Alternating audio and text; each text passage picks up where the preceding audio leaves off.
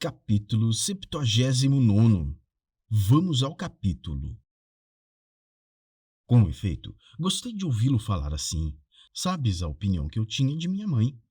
Ainda agora, depois de interromper esta linha para mirar-lhe o retrato que pende da parede, acho que trazia no rosto impressa aquela qualidade. Nem de outro modo se explica a opinião de Escobar, que apenas trocara com ela 4 palavras. Uma só bastava a penetrar-lhe a essência íntima. Sim, sim, minha mãe era adorável. Por mais que me estivesse então obrigando a uma carreira que eu não queria, não podia deixar de sentir que era adorável como uma santa. E porventura era certo que me obrigava à carreira eclesiástica? Aqui chego a um ponto que esperei viesse depois, tanto que já pesquisava em que altura lhe daria um capítulo.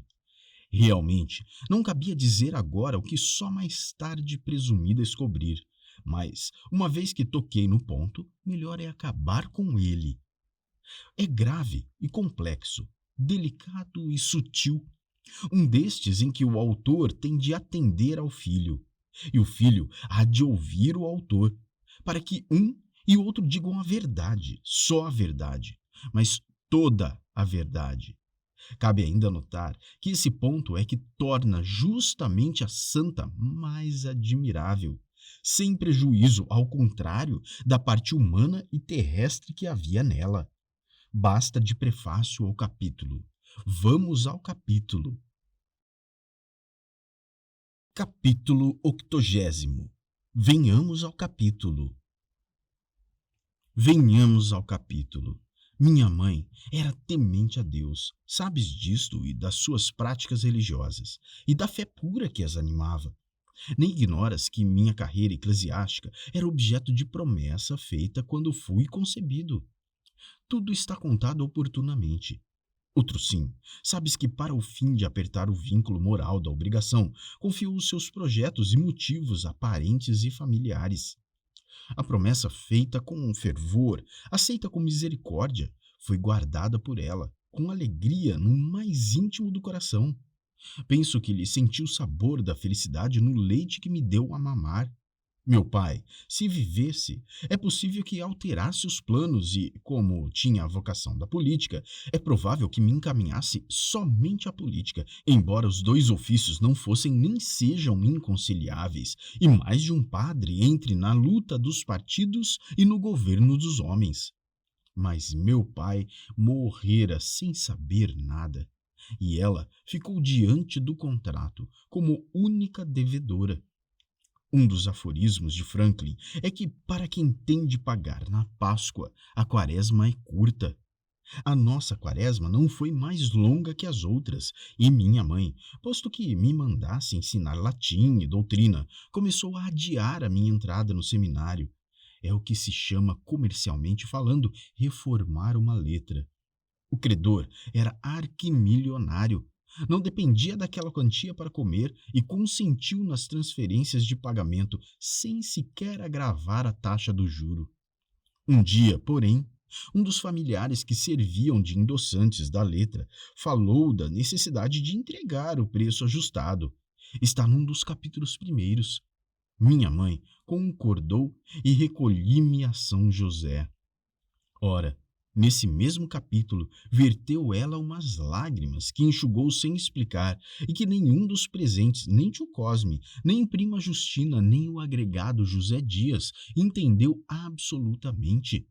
Eu, que estava atrás da porta, não as entendi mais que eles. Bem examinadas, apesar da distância, vê-se que eram saudades prévias à mágoa da separação. E pode ser também, é o princípio do ponto, pode ser que arrependimento da promessa. Católica e devota, sentia muito bem que as promessas se cumprem. A questão é se é oportuno e adequado fazê-las todas, e naturalmente inclinava-se à negativa.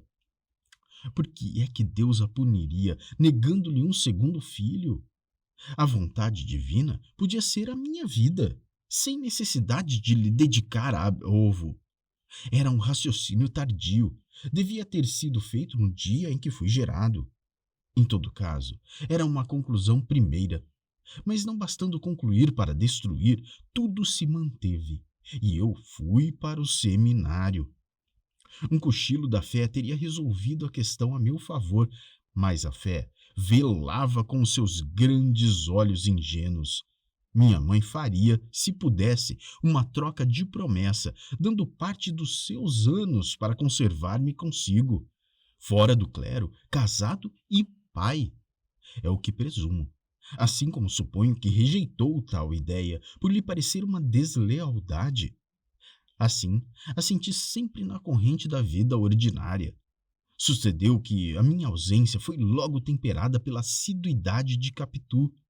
Esta começou a fazer-se-lhe necessária. Pouco a pouco veio-lhe a persuasão de que a pequena me faria feliz. Então, é o final do ponto anunciá-lo.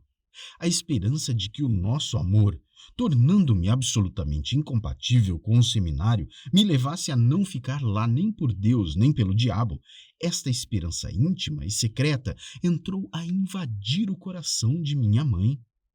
Neste caso, eu romperia o contrato sem que ela tivesse culpa. Ela ficava comigo sem ato propriamente seu. Era como se, tendo confiado a alguém a importância de uma dádiva para levá-la ao credor, o portador guardasse o dinheiro consigo e não levasse nada. Na vida comum, o ato de terceiro não desobriga o contratante.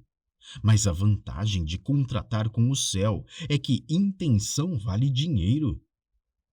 Hás de ter tido conflitos parecidos como esse, e se és religioso, haverás buscado alguma vez conciliar o céu e a terra, por modo idêntico ou análogo. O céu e a terra acabam conciliando-se. Eles são quase irmãos gêmeos, tendo o céu sido feito no segundo dia e a terra no terceiro. Como Abraão, minha mãe levou o filho ao monte da visão e mais a lenha para o holocausto, o fogo e o cutelo. E atou Isaque em cima do feixe da lenha, pegou do cutelo e levantou-o ao alto. No momento de fazê-lo cair, ouve a voz do anjo que lhe ordena da parte do Senhor: Não faças mal algum ao teu filho. Conheci que temes a Deus. Tal seria a esperança secreta de minha mãe. Capitu era naturalmente o anjo da escritura. A verdade é que minha mãe não podia tê-lo agora longe de si. A afeição crescente era manifesta por atos extraordinários. Capitu passou a ser a flor da casa, o sol das manhãs, o frescor das tardes, a lua das noites. Lá vivia horas e horas, ouvindo, falando e cantando. Minha mãe apalpava-lhe o coração, revolvia-lhe os olhos, e o meu nome era entre ambas como a senha da vida futura. Capítulo 81. Uma palavra. Assim contado, que descobri mais tarde, posso trasladar para aqui uma palavrinha de minha mãe. Agora se entenderá que ela me dissesse no primeiro sábado, quando eu cheguei à casa e soube que Capitu estava na Rua dos Inválidos com Sinhazinha Gurgel. Por que não vais vê-la? Não me disseste que o pai de Sancha te ofereceu a casa? Ofereceu. Pois então, mas é se queres. Capitu devia ter voltado hoje para acabar um trabalho comigo. Certamente a amiga pediu-lhe que dormisse lá. Talvez ficassem namorando, insinuou prima Justina. Não a matei por não ter à mão ferro, nem corda, pistola nem punhal. Mas os olhos que lhe deitei, se pudessem matar, teriam suprido tudo. Um dos erros da providência foi deixar ao homem unicamente os braços e os dentes como armas de ataque, e as pernas como armas de fuga ou de defesa. Os olhos bastavam ao primeiro efeito. Um mover deles faria parar ou cair um inimigo ou um rival. Exerceriam vingança pronta, com este acréscimo que, para desnortear a justiça, os mesmos olhos matadores seriam olhos piedosos e correriam a chorar a vítima. Prima Justina escapou aos meus. Eu é que não escapei ao efeito da insinuação, e no domingo, às 11 horas, corri à Rua dos Inválidos. O pai de Sancha recebeu-me em desalinho e triste. A filha estava enferma. Caíra na véspera com uma febre que se ia agravando. Como ele queria muito a filha, pensava já vê-la morta e anunciou-me que se mataria também. Eis aqui um capítulo fúnebre, como um cemitério, mortes, suicídios e assassinatos. Eu ansiava por um raio de luz clara e céu azul. Foi Capitu que os trouxe à porta da sala, vindo dizer ao pai de Sancha que a filha o mandara chamar. Está pior? Perguntou Gurgel, assustado. Não, senhor, mas quer falar-lhe. Fique aqui um bocadinho, disse-lhe ele, e voltando-se para mim, é a enfermeira de Sancha que não quer outra. Eu já volto. Capitu trazia sinais de fadiga e comoção, mas tão depressa me viu, ficou toda outra, a mocinha de sempre, fresca e lépida, não menos espantada. Custou-lhe a crer que fosse eu. Falou-me, quis que lhe falasse, e efetivamente conversamos por alguns minutos, mas tão baixo e abafado que nem as paredes ouviram, elas que têm ouvidos. De resto, se elas ouviram algo, nada entenderam, nem elas, nem os móveis, que estavam tão tristes como o dono. Capítulo 82. O canapé. Deles, só o canapé pareceu haver compreendido a nossa situação moral, visto que nos ofereceu os serviços da sua palhinha com tal insistência que os aceitamos e nos sentamos.